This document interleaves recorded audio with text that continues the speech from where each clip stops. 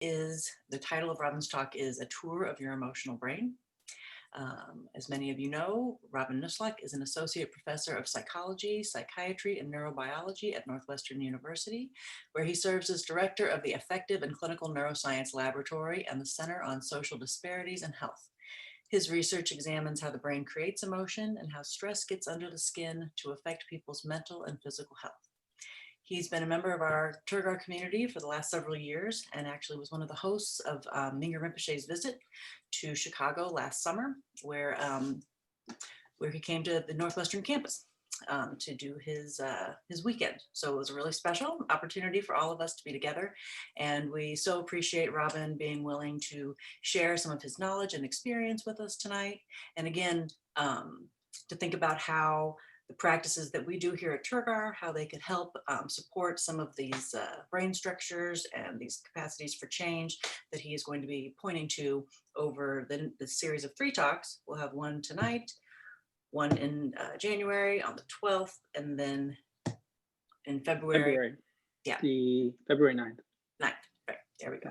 So anyway, my name's Amy Roth. I'm one of the practice leaders here at Turgar in Chicago, along with Jill Boba, who is masked, and Kevin Sturm and Madeline.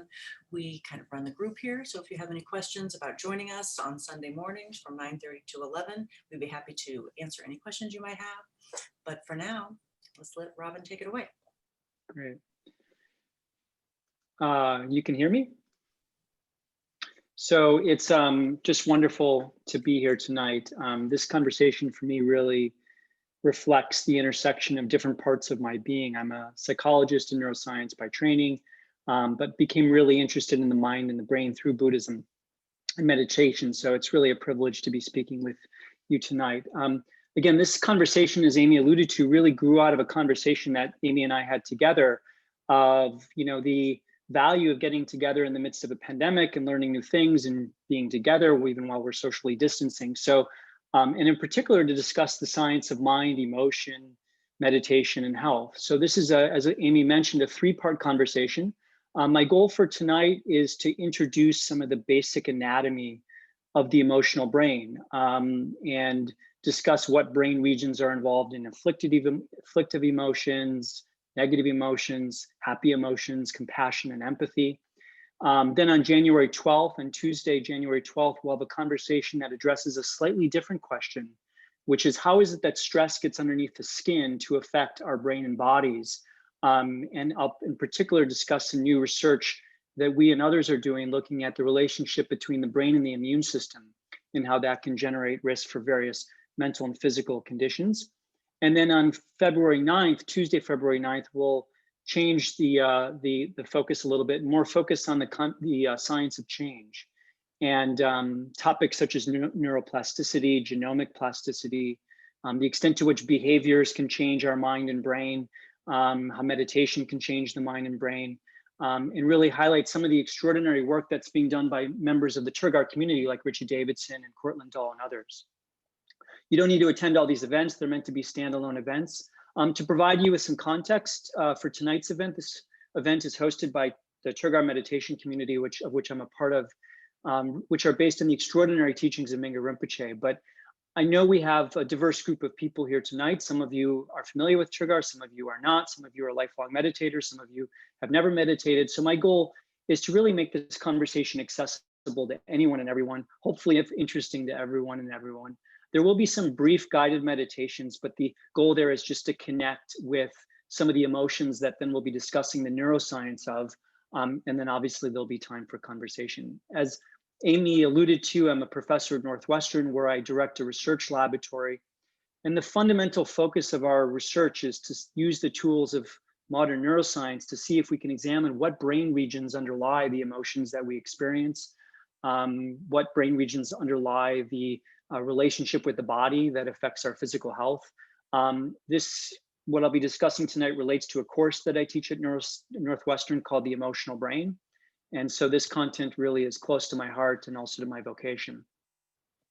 So with that, I'd like to just, in the spirit of Joseph Goldstein, he says that if you want to understand your mind, sit down and observe it. And so I'd like to just take a moment and do a brief kind of slowing down, coming into the present moment, coming into this event tonight, and just do a very brief meditation on the topic of emotion.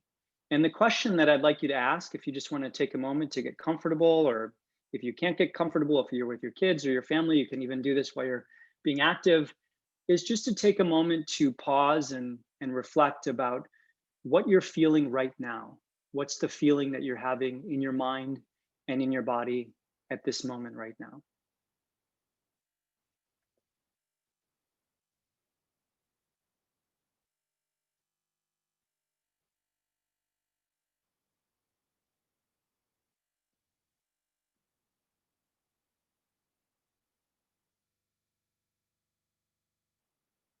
And if you can feel the sensation in your body,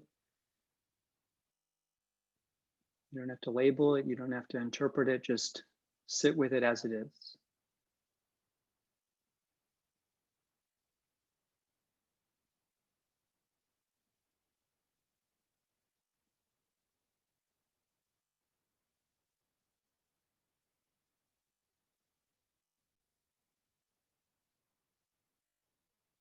And let the stress of the day just ease off for a bit and feel yourself softening into the present moment.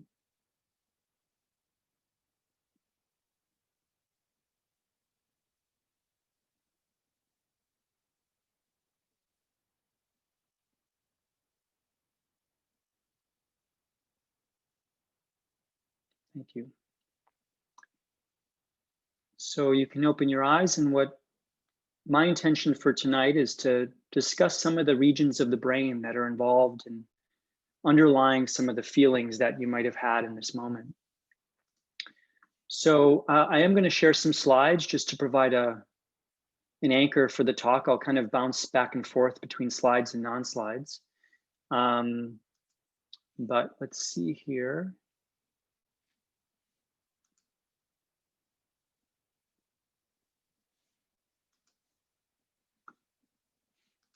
Okay. Are you all able to see that? Okay. So I just want to start with a quote by the Dalai Lama, in which he says, modern science doesn't include a deep understanding of the workings of mind and emotion, but some scientists are showing an interest in finding out. And we need to cultivate emotional hygiene, learning how to reduce anger, anxiety, and fear. And the key is to cultivate a peace of mind. And so with that in mind, let's discuss what we know in 2020 about the science of emotion and the neuroscience of emotion, understanding that we're totally oversimplifying things to fit things into a brief little tour. Let's first define some terms. What do we mean by emotion? So in the field of affective science, which is the study of emotion, feeling state refers to this tendency, or an emotion, I should say, refers to this tendency that we have. And this tendency facilitates or inhibits motivated behavior. So most of emotion is considered a propensity to approach or withdraw a particular behavior. And you can really kind of consolidate a lot of emotion into, am I going to go towards something, or am I going to pause and freeze? Emotions can be induced by internal or external states. And they really are very fast. So in the standard kind of research on emotion, people think of emotions as very limited in time. By contrast, feelings tend to be more transient. Moods tend to be even more transient and diffuse than a feeling. And you may have heard the term affect in, people using in the science of emotion. And affect just refers to this general term encompassing emotion, feeling, mood, etc. And it really stems from the word evaluation.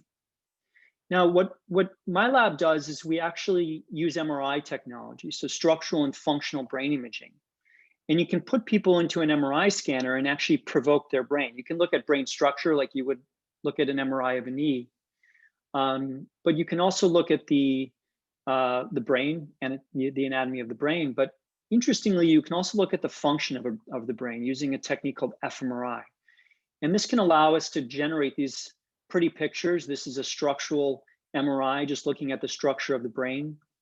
This is a image of a technique called diffusion imaging, which looks at the wiring of the brain. We'll talk a little bit about that. And this is a technique that is called fMRI, which allows us to look at the function of the brain. Now, to totally oversimplify things, but you need to oversimplify things for a conversation. I think you can really break the emotional brain down into 3 pillars. And I'm going to anchor our conversation tonight around 3 various pillars of the emotional brain. The first are brain systems that are designed to facilitate threat processing. And really the core of these threat processing systems is designed to facilitate a freezing response. So if you activate the threat circuits in a rodent, they'll freeze. That's their primary response. A second system or pillar of the emotional brain are what are called reward-related brain systems. These are the brain systems that are designed to get you to go forward to food, to rewards, to things that you want in your environment.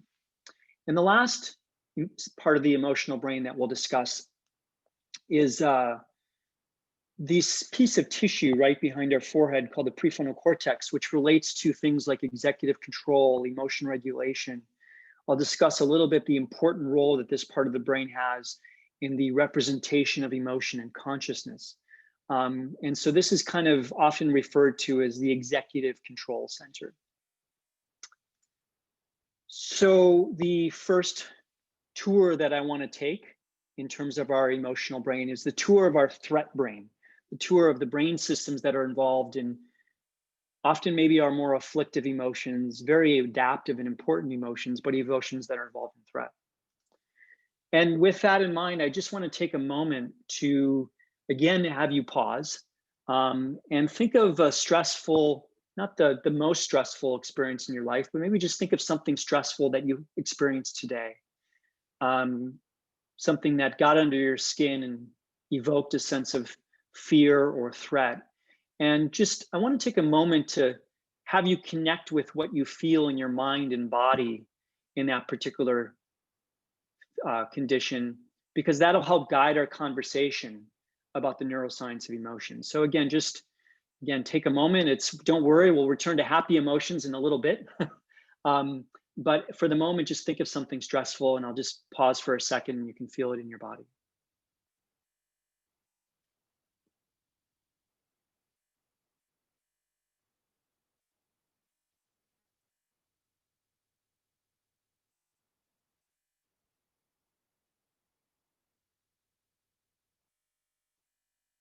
Okay.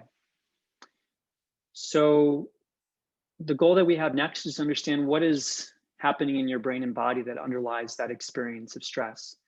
The people on the photo coming up on the next slide is one of the best examples that I've found of a pure, threatening, fearful experience.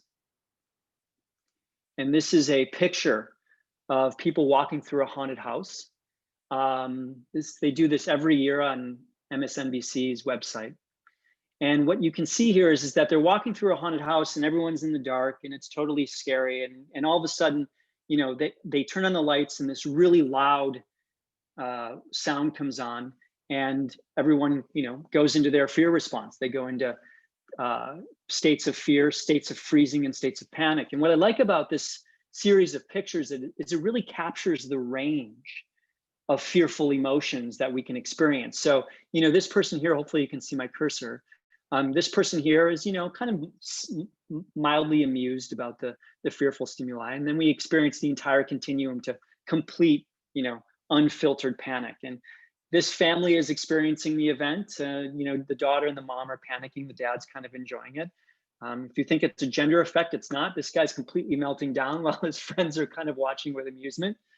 And this woman, while this woman is absolutely panicked, this guy just seems completely unfazed.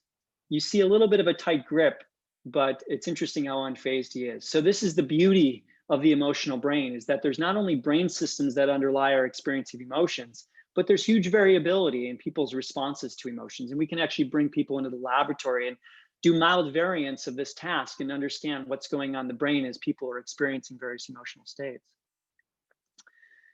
I think you've probably all heard of one particular brain region that's associated with threat? Anyone want to unmute themselves and think and mention or describe the brain system that they often think of when they think of threat?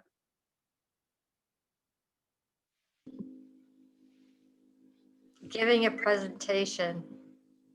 Giving a presentation, okay. But what brain area? I heard it in a faint background. What brain area would people think of if they think of the term fear or threat? Amygdala. Amygdala, right. So let's take a tour of the amygdala. This is our first stop on the tour of your emotional brain.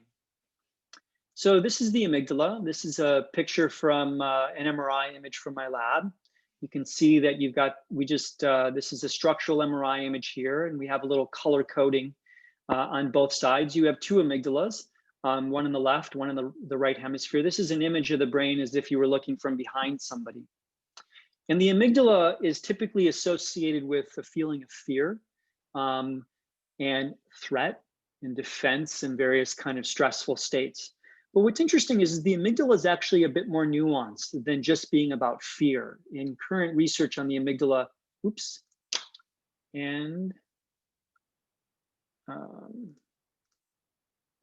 I hope I have the right slides. The amygdala is actually not just about fear, it's actually about salience.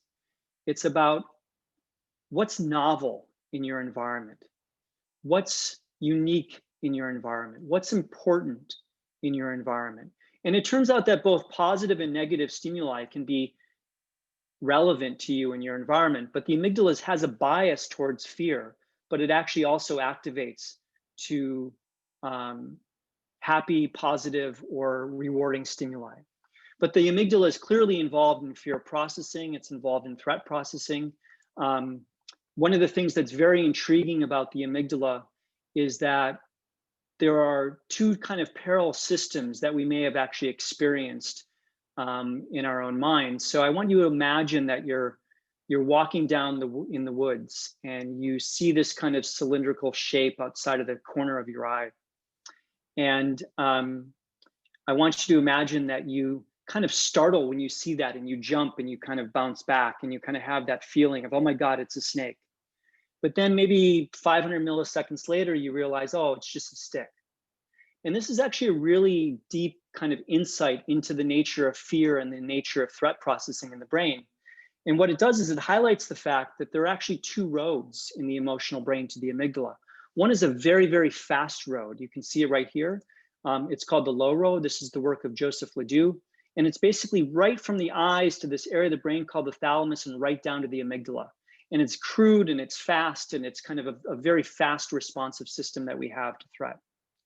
By contrast, there's another set of information that goes through the thalamus to the visual cortex, higher parts of the cortices, that then actually come around and update the amygdala and provide a more nuanced kind of update. And you experience that when you're walking in the woods, when you're seeing that first kind of experience of fear, and then you get that updated information that it's just a stick. So this really maps onto our understanding of the anatomy of the amygdala, and actually various kind of anxiety conditions have been related to this low versus fast road of the amygdala. And related to that, this is an area of the brain that's clearly been implicated in anxiety and stress.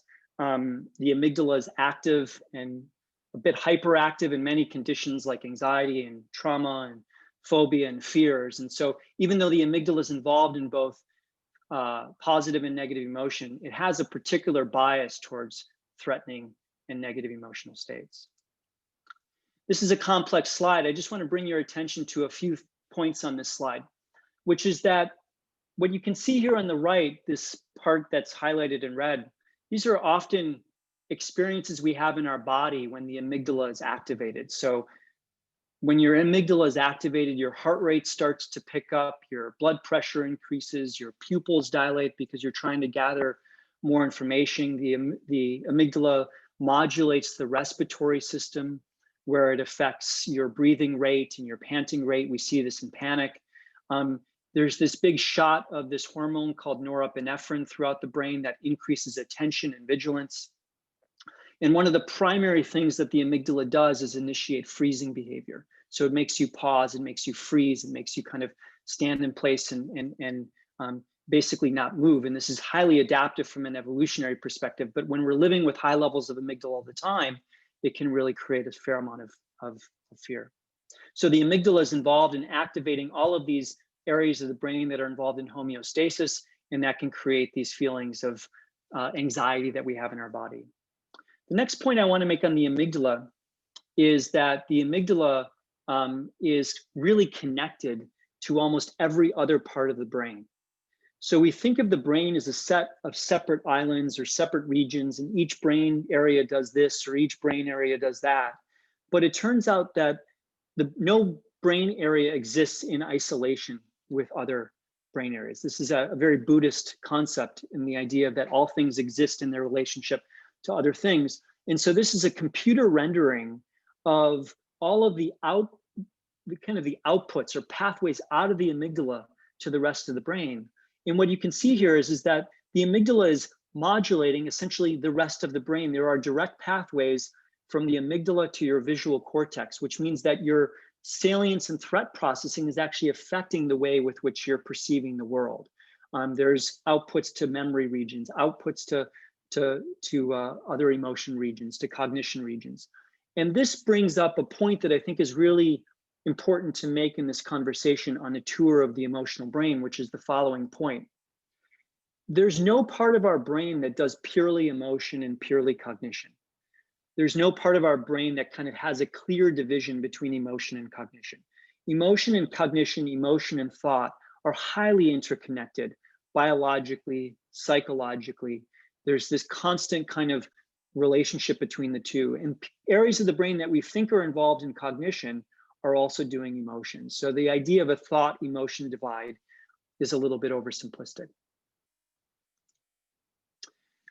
This is a wonderful image from the Human Connectome Project that just shows you all of the pathways that are in the brain. These are what are called white matter pathways. And this just shows you and hopefully makes the point that the brain is fundamentally a communication system more than kind of a set of separate regions processing separate things in isolation, that it's really this connectome, this communication system. And that the amygdala and all of the respective regions are really connected with each other. So before we get to the next area of the brain, I actually just want to pause for a second and kind of say hello to all of you. You've all been buried in my Zoom. And oops. Oh, Amy, can you hear me? Okay. I just, So I'll just open it up and ask if anyone has any questions, any thoughts, any insights, any things that they'd like to discuss about the fear brain, the threat brain, the salience brain, any topics that we want to explore in more detail.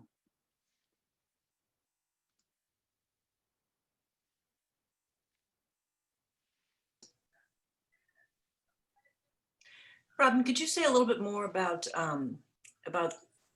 the salience or the movement of the amygdala's involvement in more positive emotions? Did I hear that? Yeah.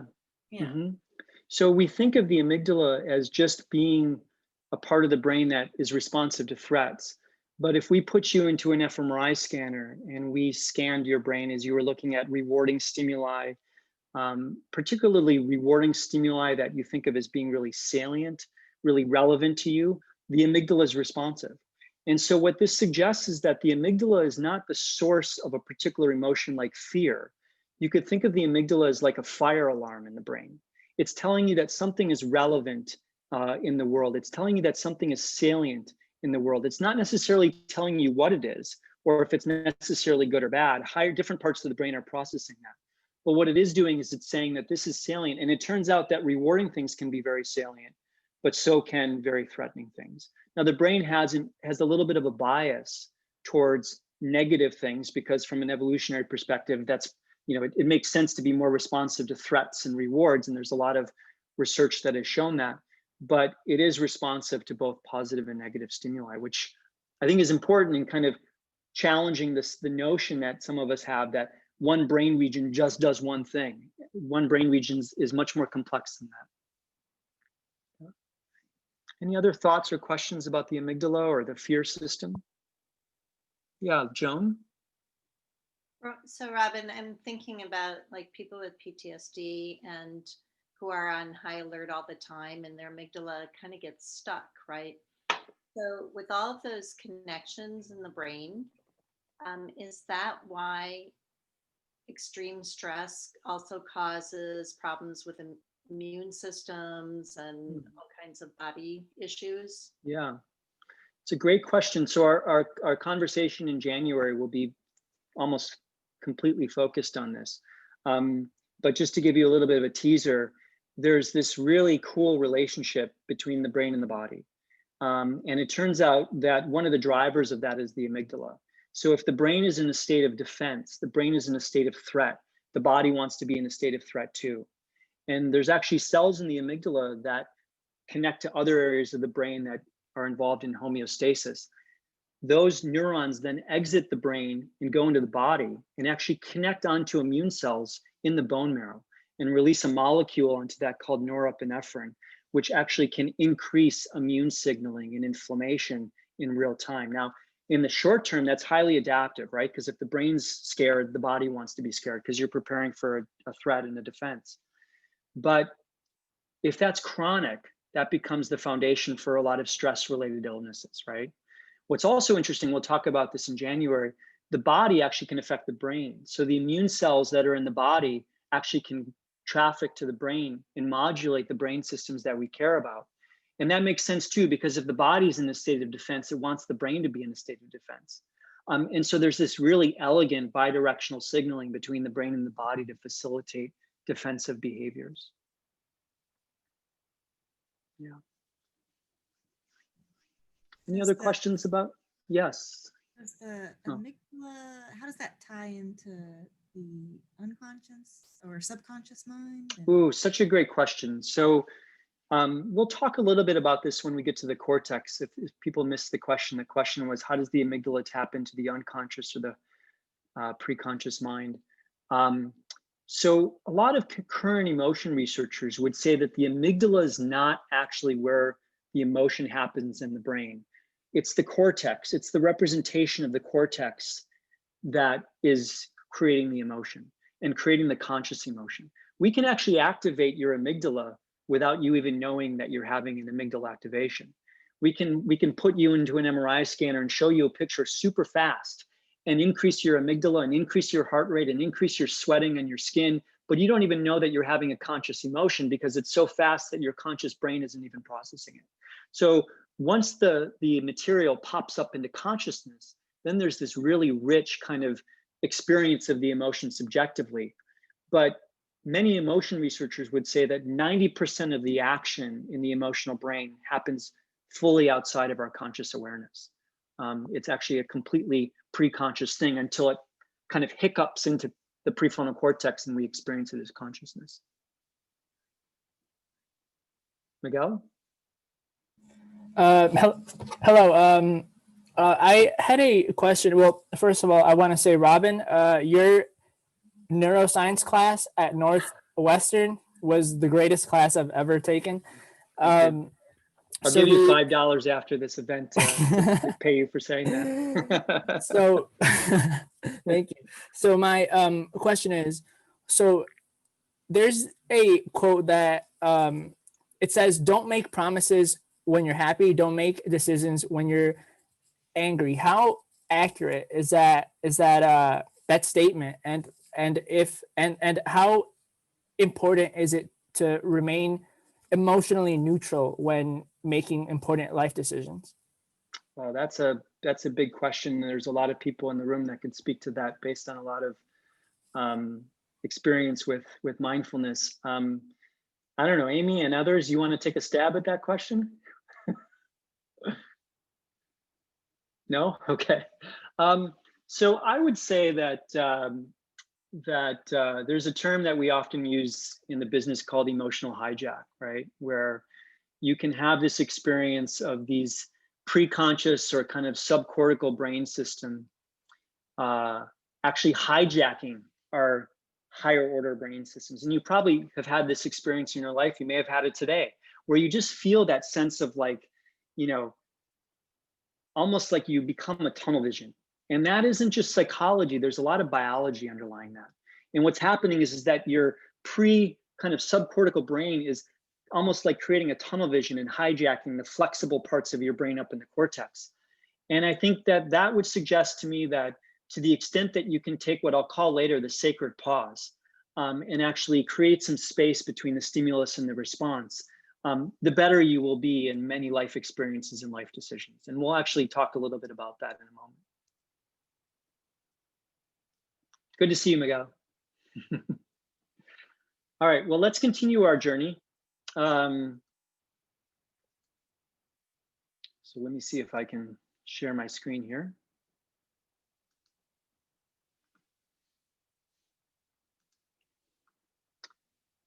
So the second part of the emotional brain that I want to discuss is everyone good? Can you see me? Is the system of the brain that is designed to generate pleasure, to generate approach motivations, to generate what are often called reward-related emotions. And so in the spirit of this being a more experiential conversation, I'd invite you to just take a second to maybe think about a really good experience you had today, to think about a reward that you really enjoyed, or a sense of service that you participated in, or a meaningful moment with your partner, and just kind of take a moment of feeling that in your body and maybe contrast it with what you felt when you were reflecting on threat or fear.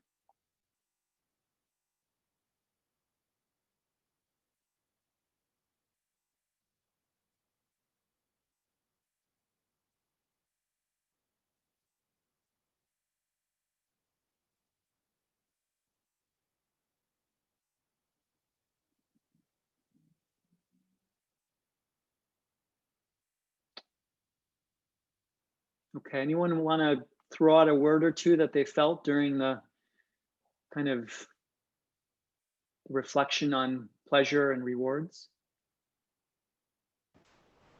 Satisfaction. Satisfaction, I love it. We'll talk about the actual science. That's the different states between satisfaction and some other state. Love it. We'll talk about that in a second. Sort of expansion. Ah, beautiful, right? So the fear state is more of like a tunnel. You're in the zone, you're focused. These kind of positive emotional states can be more expansive, like you feel like your field of vision is opening up to take in more information.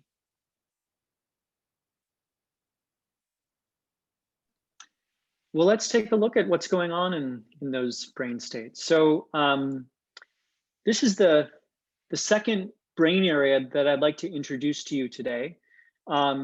And this is an area that you may not have heard about. So the ventral striatum is an area of the brain that doesn't get as much press as the amygdala. But it's a very important area of the brain. This is actually the area of the brain that I spend much of my career focusing on. If you think of the amygdala as the brain's brake pedal, you could think of the ventral striatum as the brain's accelerator. So the amygdala is about halting behavior. It's about freezing behavior. By contrast, the striatum is about getting you to go, getting you to pursue rewards and various things that you want in your environment. So the ventral striatum is activated by the pursuit of rewards and goals, getting a college degree or getting a job that you want or various things like that. The striatum is activated by people that you care about. Social stimuli are a big source of rewards in our brain. It's activated by food. If you're hungry, the striatum will be an important part to get you up off the couch to go pursue rewards.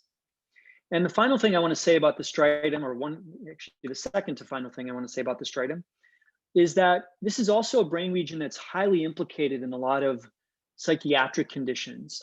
All forms of addiction, whether it's an addiction to food, whether it's an addiction to drugs, whether it's an addiction to cigarettes or tobacco, will hijack dopamine signaling in the ventral striatum. So this is really the heart of addictive behavior in the brain. It's also an area of the brain that's been implicated in depression and mania and ADHD, addiction, obesity has been implicated with striatal abnormalities. And so you can think of that anything that is involves disruption to motivation, involves disruption to kind of approach-oriented goals will affect the striatum. So somebody mentioned the word satisfaction, maybe it was Mary, and this is I think a really important insight into the emotional brain, and particularly the context of reward. And it turns out that very different brain systems underlie different types of positive emotions that we have. So some positive emotions are associated with this kind of wanting, right? So you can imagine that you really want something and you're craving it and you're hoping you're going to get it. And you probably know that that's not a very relaxed state. That's often a very kind of agitated state, a state of anticipation, a state of anxiety, maybe a state of arousal where you're kind of really hoping that something's going to happen. By contrast, that moment when you get the reward and you sink your face in the cake and you savor, and maybe you get the reward and you have the satisfaction, it turns out that that's actually associated with a different set of neurochemicals in the brain. And so this wanting state tends to be more dopamine driven, and the savoring and satisfaction state tends to be more associated with chemicals like the opioids, the endocannabinoids. It's not coincidental that the drugs that people use, cocaine, heroin, marijuana, target these pleasure reward systems. People aren't going out and taking drugs to activate the amygdala. They're taking drugs to kind of activate these positive reward systems. Now, what's interesting when you think about this wanting, this is something that we often see in the Buddhist literature, this kind of idea of a hedonic treadmill, which is that this kind of just staying busy, doing stuff in order to kind of not have to stop and pause and maybe feel the anxiety that we feel if we just quiet down. And that's really a wanting phenomenon where the dopamine system can independently kind of just be on this treadmill of going and going and going. And you really see this in addiction. So people who are addicted to various substances will often come to hate the substances to which they're addicted. But eventually what will happen is that the brain is just trying to kind of keep going and pursuing those drugs independent, even if they're not enjoying them. Just a little bit of a couple fun facts on dopamine. Dopamine is a probabilistic neurotransmitter, which means that it's highly activated and responsive when you have about a 50% chance of getting the reward that you want, which makes a lot of sense. If there's something that you want in your environment and you know you're going to get it, you know it's 100% guaranteed, why get activated to go pursue it? It's already coming. By contrast, if you know that you're never going to get it, and it's like a 5% chance you're going to get it, why get activated and waste the energy to go pursue it? So dopamine hits this kind of sweet spot at about 50%, which is underlying a lot of the early stages of dating, right? You're kind of like wanting to not be too easy to get, not too hard to get, and kind of right in the middle so that you get the call back.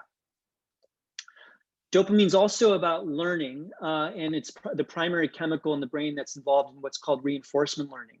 And what's interesting is the brain really likes to learn unexpected things. And this kind of explains some of the science of text messaging and kind of these pings and Twitter messages and all that, because they're unexpected. They're not anticipated. They're an unexpected reward, and it creates a big ping in the brain and a big shot of dopamine. And the last thing I'll say here is that dopamine is a habituating molecule, that nothing really is as ever good to the brain as the first time you do it. And this makes sense from an evolutionary perspective, because you don't want to just kind of rest on your laurels. You want to continue to pursue rewards in our evolutionary history.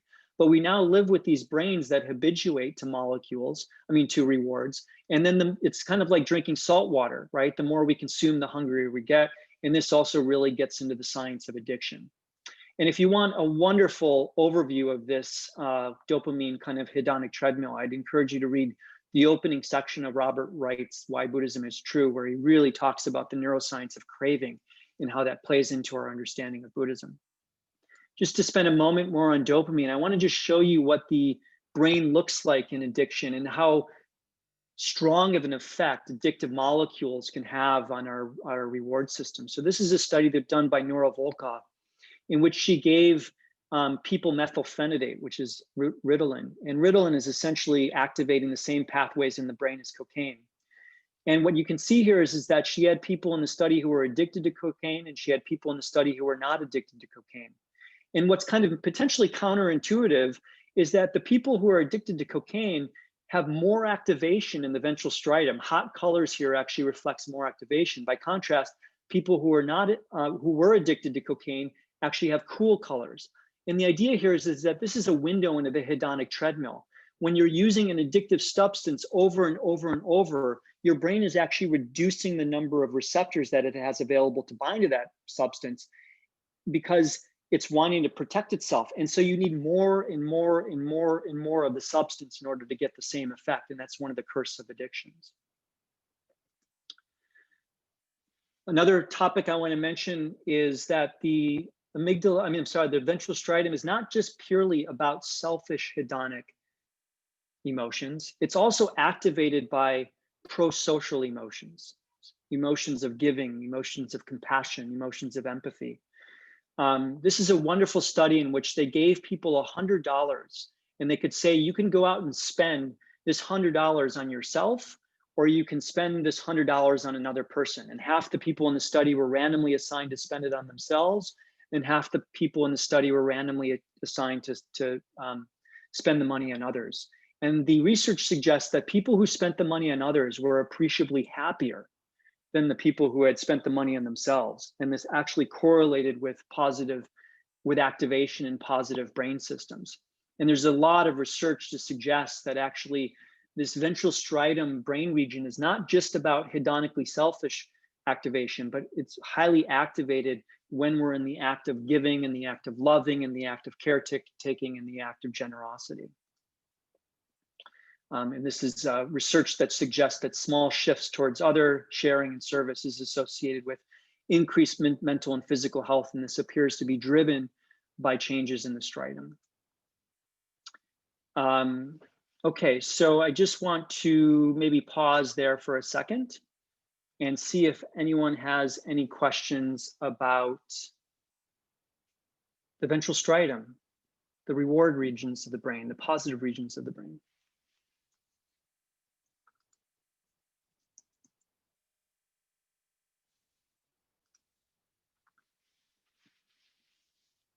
Yeah, Joan. So I'm wondering, when you said that dopamine was probabilistic and there's that sweet spot at 50%, so that has to do with dopamine production, is that correct? So the amount of dopamine. Yeah, it actually has to do with dopamine production. So in response to something. Yeah, so you can do this. Oh, I'm sorry. You can do this research in where you do a technique called microdialysis in rodents or primates, and actually look at the generation of the molecule dopamine, and you can see that it's higher rates of dopamine production at these kind of 50% probabilities. This is the work of a scientist named Wolfram Schultz.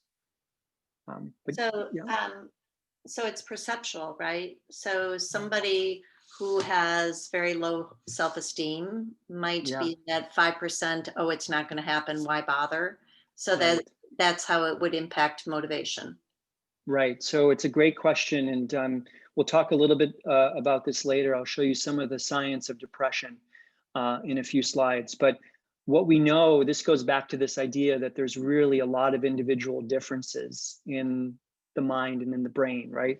And one of the individual differences that people have is in their cognitive views of whether they're going to get something good in life, or what their standing is in life, or their what's often called their kind of cognitive views of themselves. So you can imagine that one person kind of has the perception that, of course, I'm going to get what I want. From their own mind, they may view something as 100% of an outcome, whereas another person might say, for the same event, there's no way I could do that. Right? I'm not good enough. I'm not strong enough. I'm not smart enough.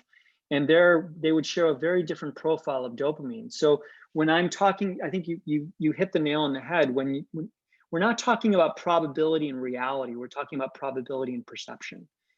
And two people will view the same event in a very different way, and that will affect dopamine production and other types of things like that. Right? Great question. Other questions? Robin, Amy? would you say that that like these sort of acts of service or what have you, that they change the structure of that part of the brain? Yeah, so it's a great question, right? This is the chicken or the egg question. What comes first?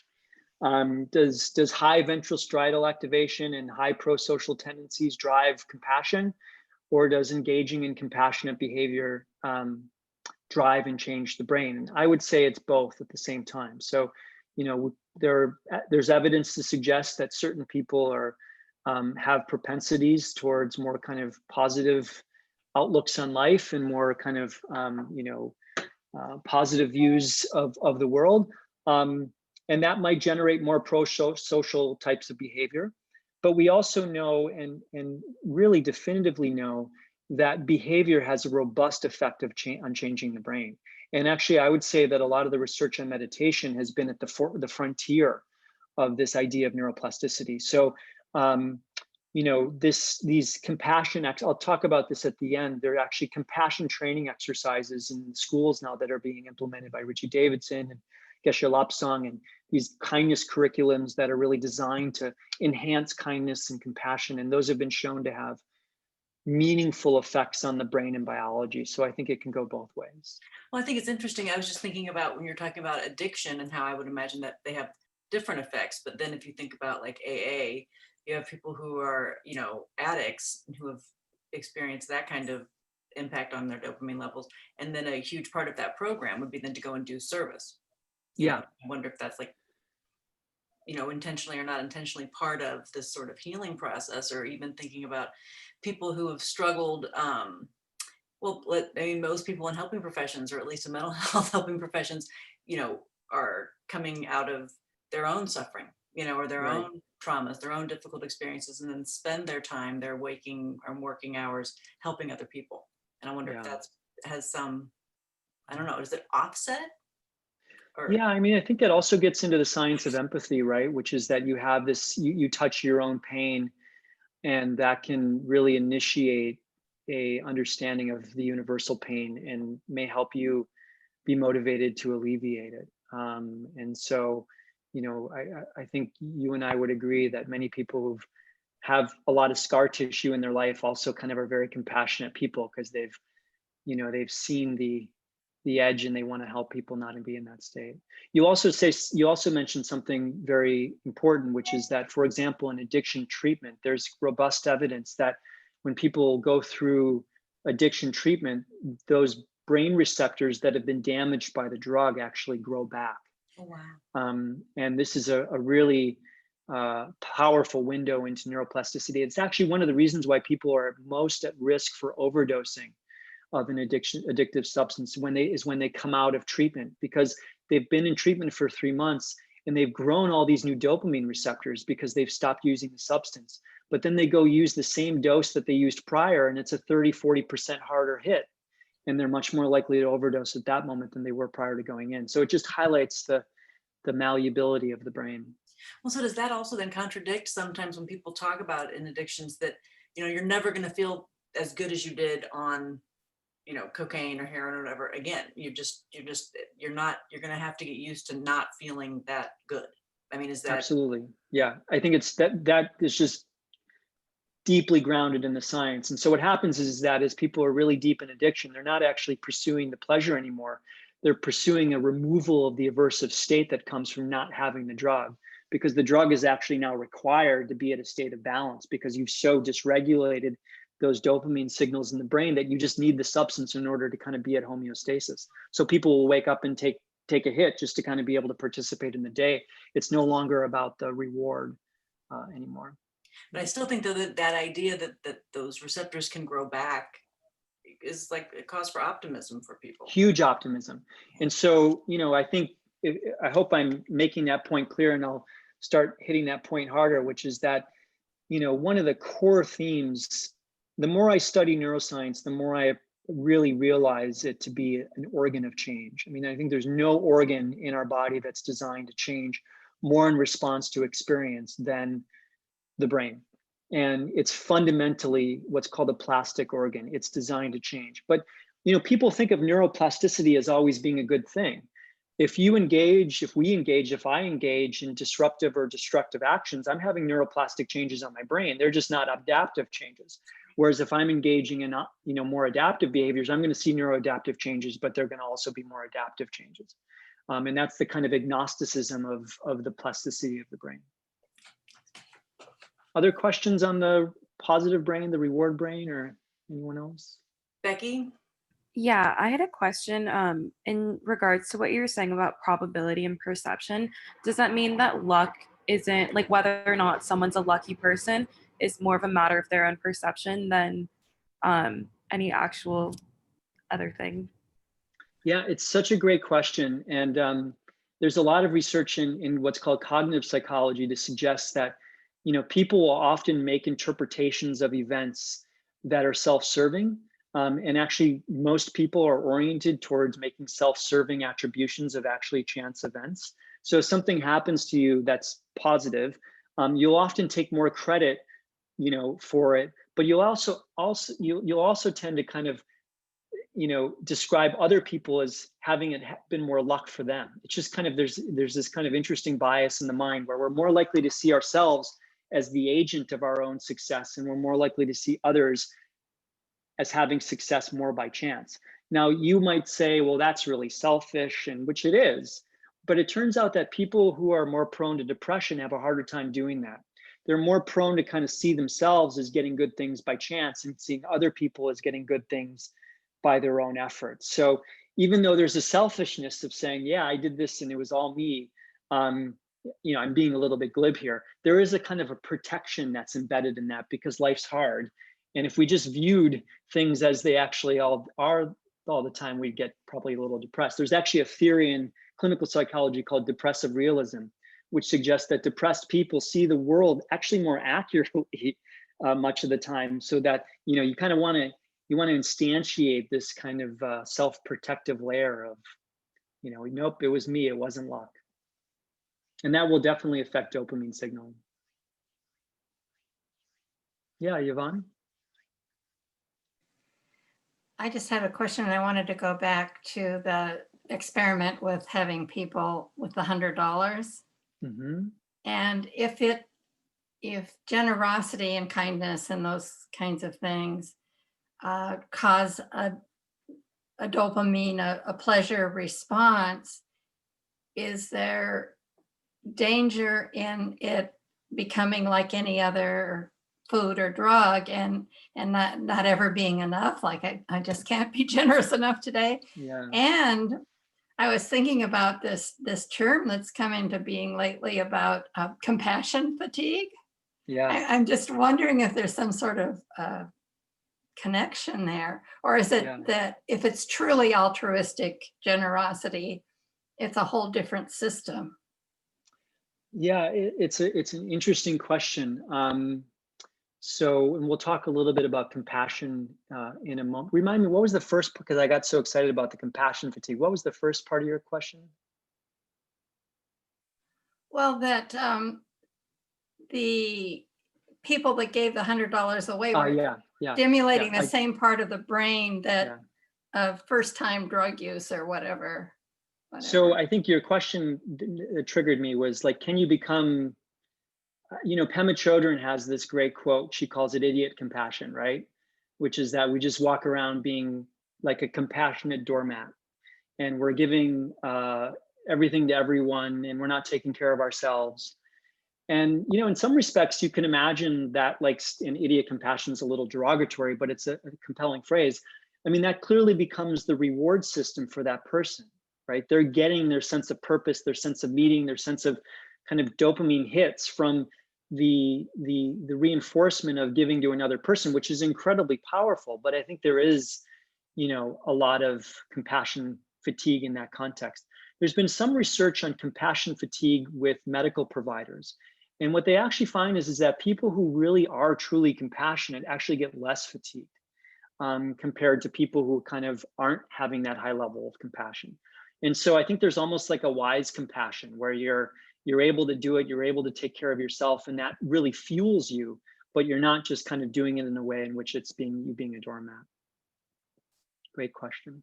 It kind of makes me think of codependency. Codependency, almost like addiction to compassion or something.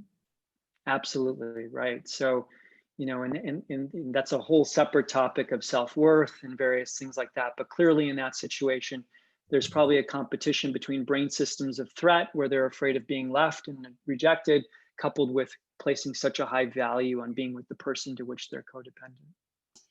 Then Robin, can you differentiate between empathy and compassion? And I've heard the Dalai Lama say that there really isn't any such thing as compassion fatigue. I'll talk about that. I'm gonna talk about the neuroscience of empathy and compassion at the end. And and go into some research on that particular topic. Then Absolutely. just one, I saw someone, a trick, did you have your hand up? I'm sorry.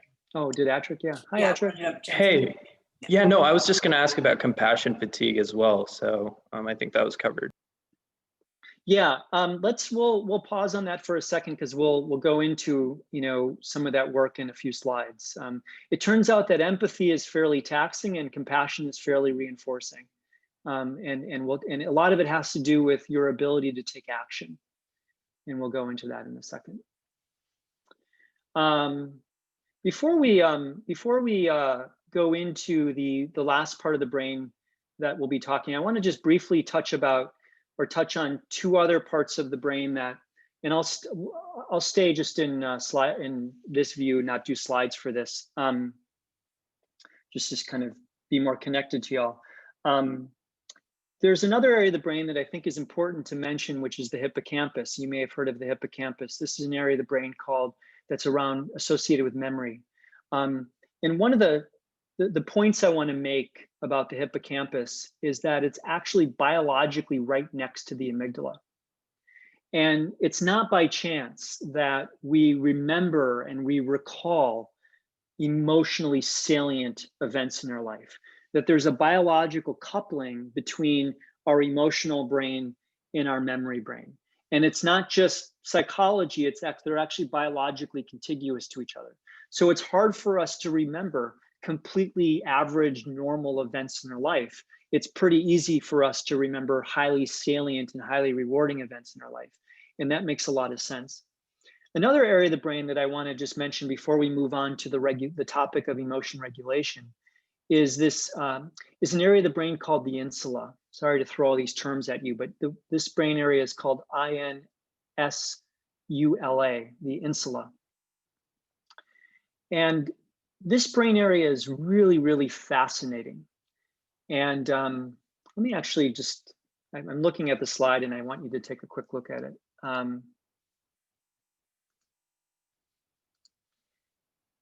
And then we'll move into the idea of emotion regulation and the prefrontal cortex.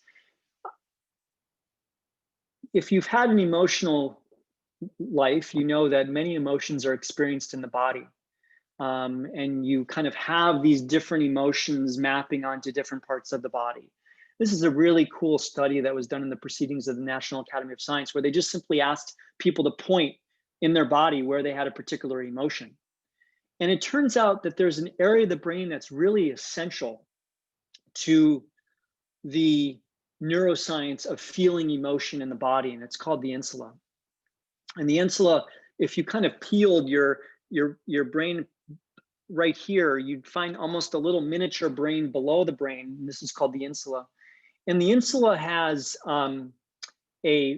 literally a map of the entire body in it. And it's really where you see a convergence in the brain of emotional pain, physical pain. It has this kind of viscera map in the body. So if you have an emotional feeling in your gut, the insula is highly implicated. The insula is increased in depression and anxiety. People with a lot of negative emotions often have high insula activation. There's this amazing connection between the insula and feelings of morality. So if we were to pump a smell of sewage into all of our rooms right now, the insula would be highly activated because it's kind of an area of the brain that responds very heavily to disgust. But if I was going to have you read a vignette about like a Ponzi scheme or some really morally offensive behavior, what would be activated in the brain? The insula. So you see this, how kind of our morality is actually connected to this kind of deep sense of viscera in our emotional body. And it's just a really fascinating area of the brain. So I just wanted to mention that as part of our conversation. Okay, so the last part of the brain that we'll talk about tonight is this executive control system. And so I want to do one last kind of guided pause and just have you think for a moment. This goes a little bit back to Miguel's question. Think for a moment of a time when you had a really hot emotion, a really strong emotion in your brain, and you really fought with yourself about whether to act on that emotion, whether to act impulsively and just act out and say the thing you want to say, or active aggressive or something like that. So just take a moment and tap into that experience, because that's what we'll be discussing next.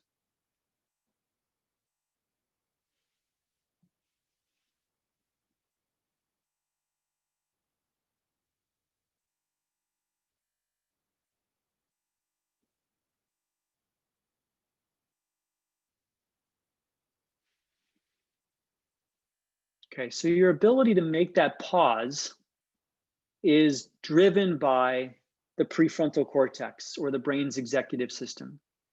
So the prefrontal cortex is this piece of tissue that's right behind the forehead. And this is a piece of the brain, or part of the brain, that is particularly, especially unique to humans. Humans have a much larger prefrontal cortex relative to non-human primates and other mammals. And this is telling you a lot, which is that the prefrontal cortex is involved in a ton of different things. So I'm kind of oversimplifying it by just focusing on emotion. But I want to bring your attention to two processes about the prefrontal cortex that we'll be talking about tonight.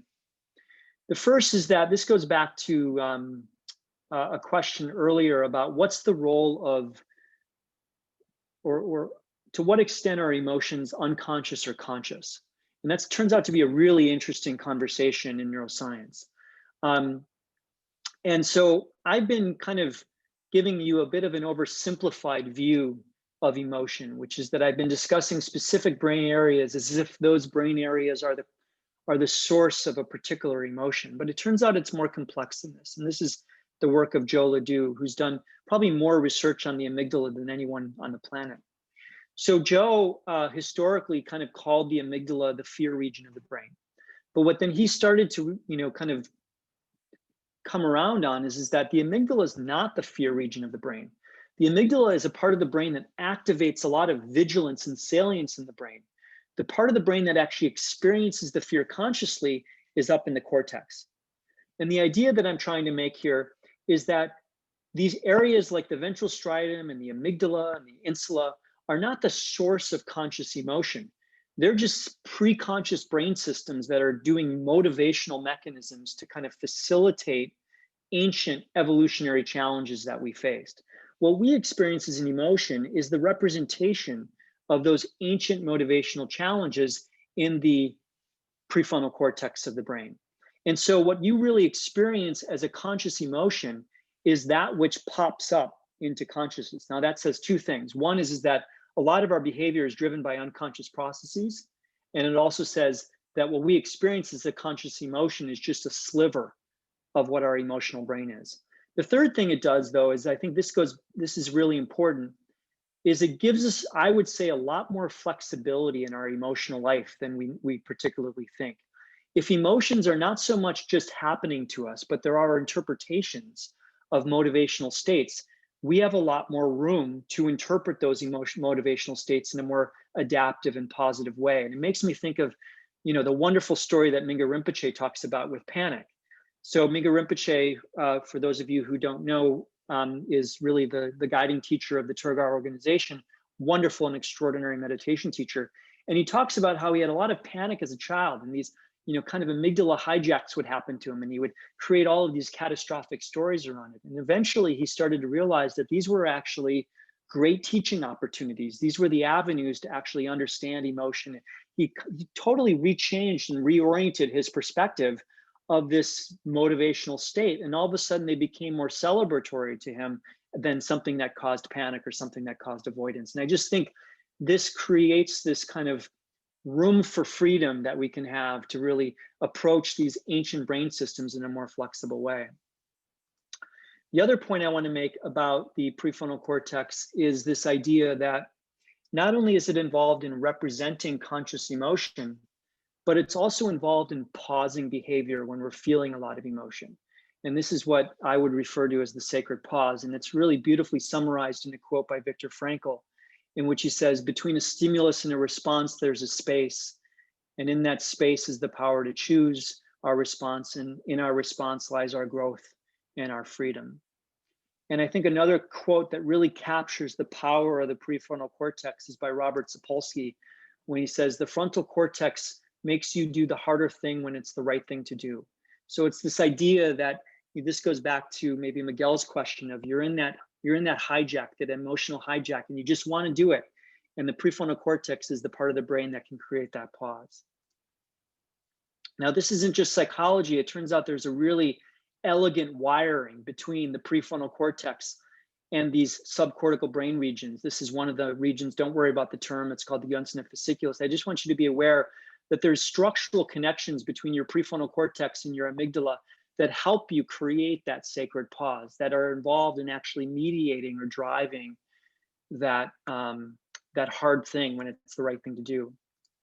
So let me just give you an example of how this can play out in depression. This goes back a little bit to the question that was asked earlier.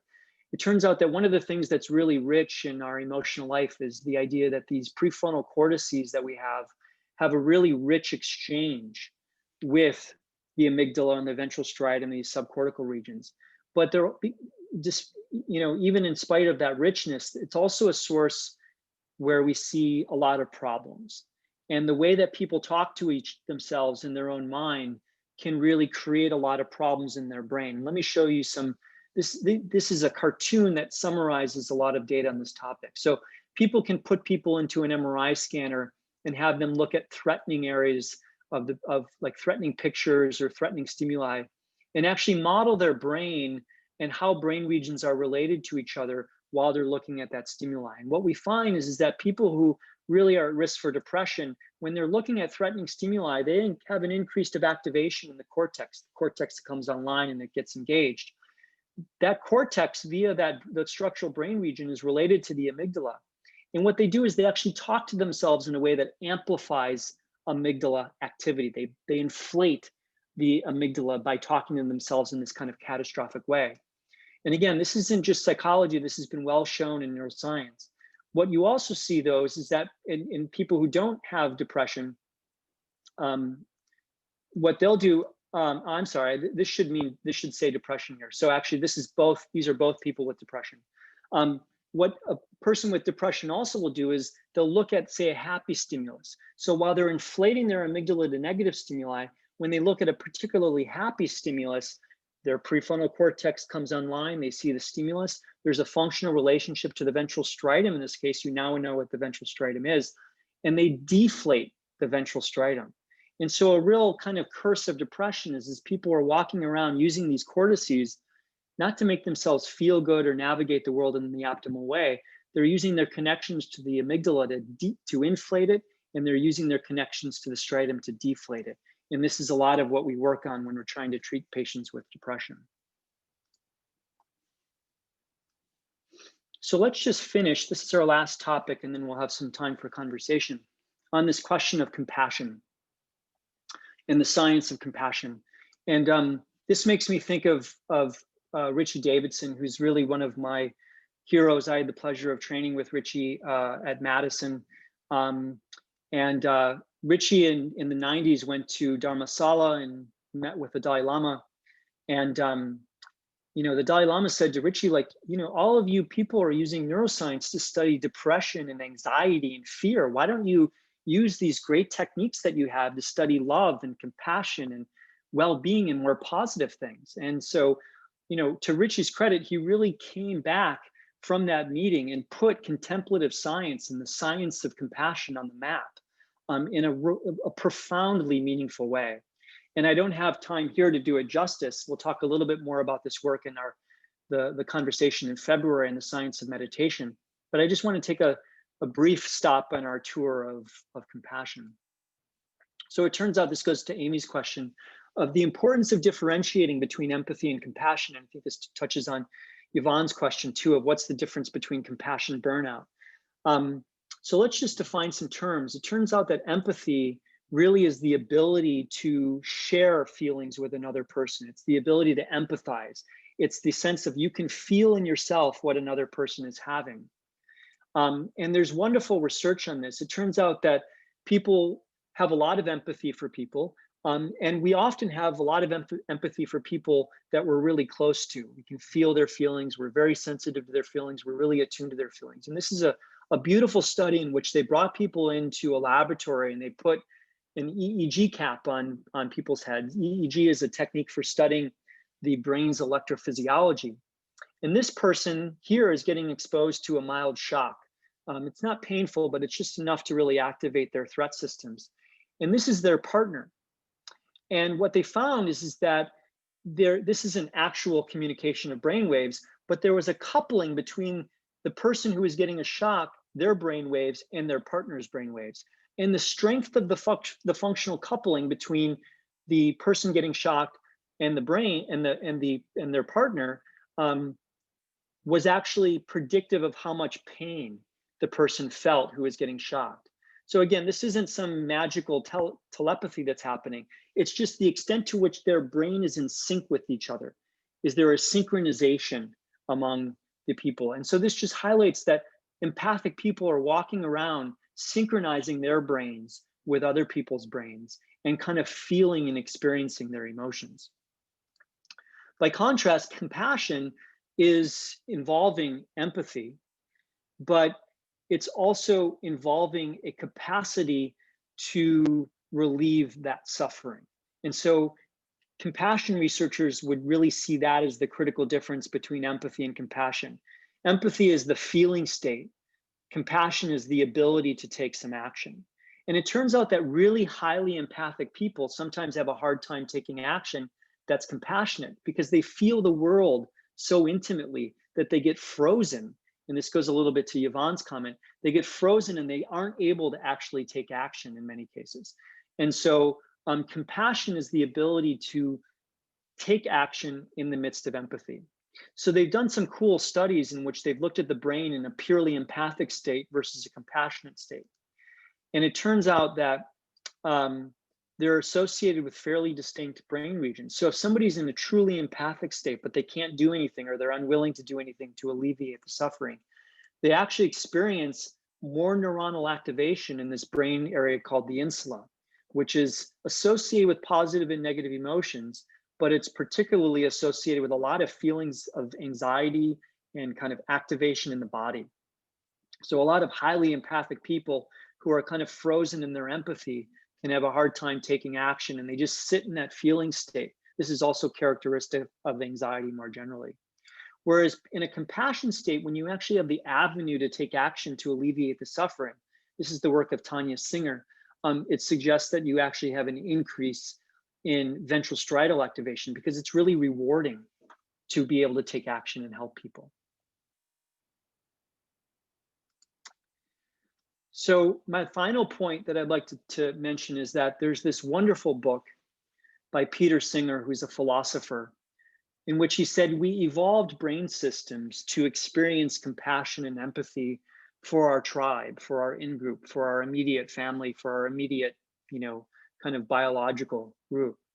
But that it's really a moral responsibility to expand the circle of the in-group so that more and more and more people are actually included in the in-group. And I've had the privilege of spending time with Tibetan monastics in India recently, in which I've seen people who've devoted, this goes to Amy's question, can you practice compassion? People who've really devoted their entire life to compassion and this sense of giving. And you just feel such a remarkably different energy from them because they've taken these brain systems that evolved to, kind of solve in-group and really expanded the circle so that there almost is no in-group, out-group. They're just walking around feeling compassion in ways that are really remarkable. And there's incredible programs now that are being developed.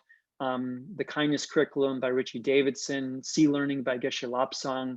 I think of Amy's parenting program, really helping children, kind of get the seeds of compassion at an early stage. And I just think this highlights the receptivity that an early brain has to learn compassion and these various qualities. If you enjoyed some of the content that we discussed in this conversation, here are some books. I can send these slides around if you want to have this material. But these are some books I would recommend. The Emotional Brain is a great tour of the brain. Richie Davidson has a number of books here. These are really wonderful books that give you an overview of the emotional brain. And the last thing I just want to say is if you're free tonight at 9:30, there's actually a live webinar with the Dalai Lama that is going to be with Sanjay Gupta on compassion.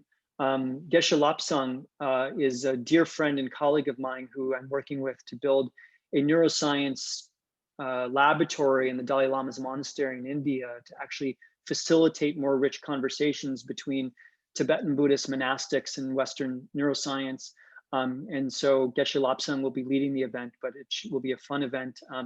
Here's the URL if you want it. It's free and you can register up until 9:30.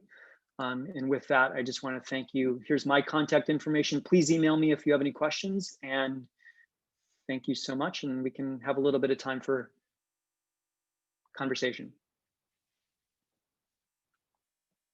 And so any questions or comments or criticisms or all of the above? Madeline. Well, it's tempting to believe with all this information that we really don't have any control over anything. That it's all, you know, it's this complicated, elaborate machine, and we're just kind of experiencing it do its thing, and we just delude ourselves into thinking that we are in charge. So I was wondering what you thought about that. Well, it depends on what hat I'm putting on. If I'm putting on the kind of the Buddhist mindful hat, I'd say, you know, we have a lot of control. If I put on my skeptical existentialist, you know, you can get into some rich conversations of free will. I think, you know, like from my perspective, most things in reality don't involve simple answers, right? So I think on one level, who knows whether free will exists? We may just be creating post hoc narratives of preconscious brain systems that are hiccuping into consciousness. You know, it turns out that we can actually use fMRI to predict somebody's behavior on a simple behavioral task about 8 seconds before they actually know that they're going to make the decision. So there's a mystery happening. But with that said, I've been so compelled by the research of plasticity and the idea that people can change their brain, change their genomic profiles, you know, looking at epigenome and transcriptomics, and all these various things through conscious deliberative behavioral change. And so I would say that kind of both exist in my mind simultaneously. But yeah, you know, you could easily go down that path where, and a lot of existential philosophers have gone down that road. Has anyone looked at physical activity and exercise in context of impacting emotions and compassion, and you know what I mean, obviously we know it has enormous health benefits, but I was curious about more the mind connection. Such a great question. So a dear friend of mine who's the chair of neurobiology at Northwestern said, if you can do one thing for your brain, exercise. And it turns out that aerobic exercise is probably the best thing you can do for your brain. Let me ground it a bit more into the brain regions we talked about tonight. So the hippocampus is an area of the brain that we discussed that's involved in memory, right? It's involved in the consolidation of memory. It turns out that the hippocampus is very affected by the environment, which would make sense because it's a memory region and it has to intersect with the environment.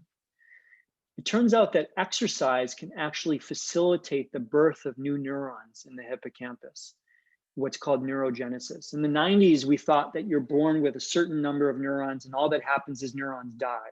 Now we know that we grow about 5,000 to 10,000 neurons per day, but we don't grow them all over the brain. We grow them in the hippocampus. And it turns out that aerobic exercises facilitates the release of molecules that actually generate new neurons in the hippocampus. That is good for memory. It's good for, you know, emotional brain regions. So aerobic exercise is really good. And it's not weightlifting, it turns out. It's actually more getting these kind of molecules associated with aerobic exercise.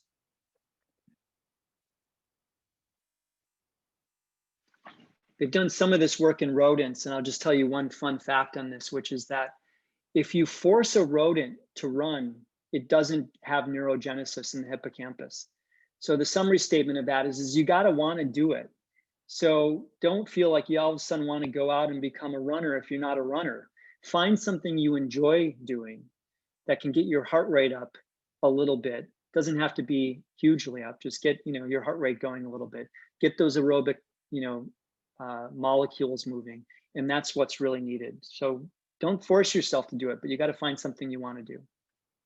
Should you also be mindful of what you're thinking about while you're doing that stuff? And juggling, mindful juggling, it turns out, is really important. You got to be juggling and mindful and equanimous and all this stuff. Will you be teaching all of so there's like 3 or 4 more classes coming up, right? Are you teaching all of those? I'm teaching all of them.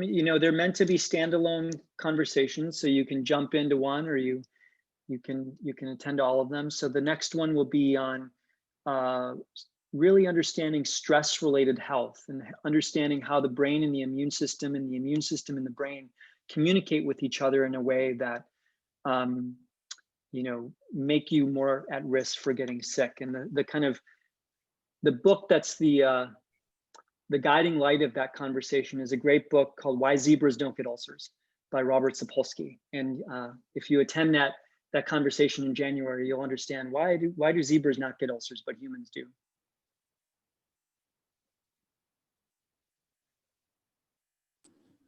Robin, what's the role of the brain in the current political polarization that we're experiencing? It's a great question. If you want a wonderful book on this, you should read the book by Jamil Zaki called The Kindness War. And he talks a lot about the science of tribalism and how if you actually look at empathy in the 1970s and you compare it to empathy today, we're about 30% lower on empathy in 2020 than we were in the 1970s. And this is research that Jamil Zaki's done. He's a professor at Stanford. And I think there's been a remarkable decline of empathy.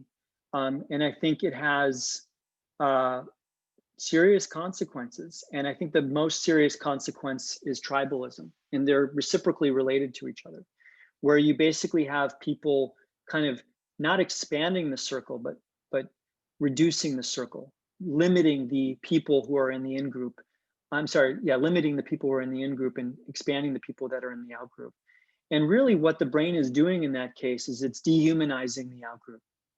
And there's, you see this in use of phrases like illegal alien. I mean, that's just the brain basically dehumanizing another person so it doesn't have to include it in its own circle. And I think there's a lot of evidence to suggest that the brain is really good at deciding who's in and who's out. And if it's out, it's really good at dehumanizing that out person. And one of the mechanisms that's driving this, according to Jamil Zaki, is this kind of social media world with which we reside in which, you don't have to see the person you're having an argument with on Twitter. You don't have to read information that's inconsistent with your own view. You just can kind of exist within your own info bubble. And it's really easy to do kind of a self-other dissociation. And I think there's a lot of evidence that brain regions we talked about today are relevant to that. So, Andrew? And if people need to go, please feel free. I know we're at 8:30. If there is a true realization of non-duality, what is going on in the brain? I've had a true experience of non-duality when I was 19, and it horrified me.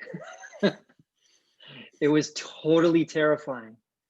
I've had 2 experiences of non-duality. One was drug-induced at 16, and one was meditation-induced at 19.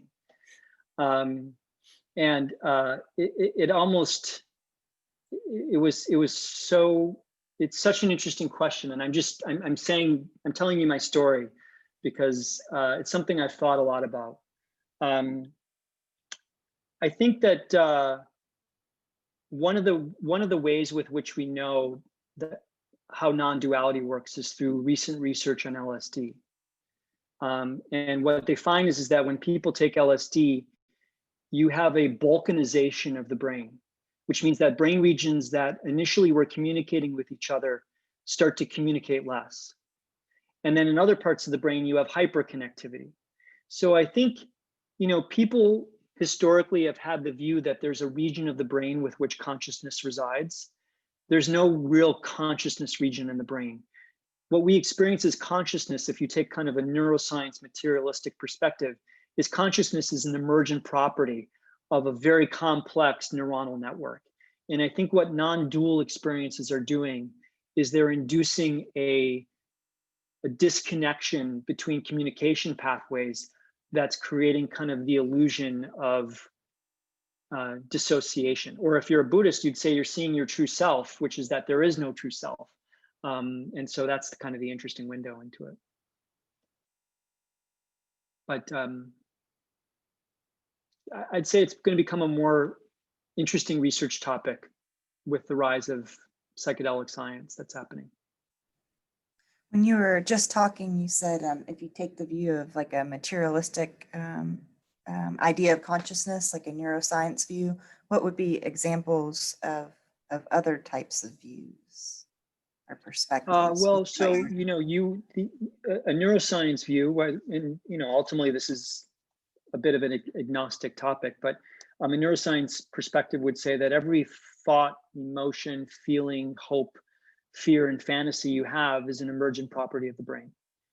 And the alternative view would be a dualist perspective, which is that there is some essence of you that is non-material, that is intersecting with the brain. And this has been one of the rich conversations in philosophy that's happened since Plato's cave. And the person I think that really best, you know, characterized this was Rene Descartes, right? Who said, the brain's involved in reflexes, but this non-material brain is involved in our soulful kind of more higher order decisions. And he said that this soul or non-material mind intersected with the brain at the pineal gland. And we know that's not true because we can remove a person's pineal gland and they don't lose their ability to make rational decisions. But it's fundamentally a mystery. I mean, I as a neuroscientist, I'm of the camp that I'm approaching everything from love to hate to fear and anxiety from a neuroscience perspective. But, you know, ultimately these are mysterious questions. But the perspective would be that there's something in the mind that's not material, that's not of the brain. Thank you.